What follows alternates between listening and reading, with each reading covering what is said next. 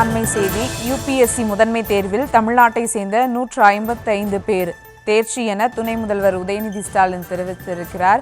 மேலும் விவரங்களோடு இணைகிறார் செய்தியாளர் ராஜேஷ். வணக்கம் ராஜேஷ். நான் முதல்வன் திட்டத்தால் சாதனை என உதயநிதி ஸ்டாலின் தெரிவித்திருக்கிறார். மேலும் விவரங்கள்.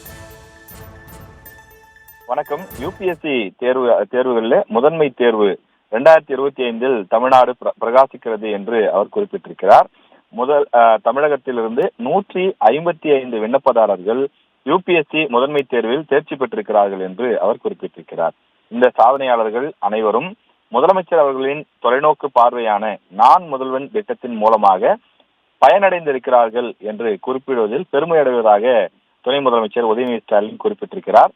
குறிப்பாக இந்த ஆண்டு முதன்மை தேர்வில் தேர்ச்சி பெற்ற 87 விண்ணப்பதாரர்கள் தமிழ்நாடு அரசினுடைய அகில இந்திய குடிமை பணிகள் பயிற்சி மையத்தில் பயிற்சி பெற்றவர்கள் என்றும், இந்த குறிப்பிடத்தக்க சாதனைகள் ஒவ்வொரு ஆண்டும் மாநிலத்திலிருந்து 100 அரசு ஊழியர்களை உருவாக்கும் இலக்கை நோக்கி தமிழகத்தின் நிலையான முன்னேற்றத்தை பிரதிபலிக்கிறது என்றும் அவர் குறிப்பிட்டிருக்கிறார்.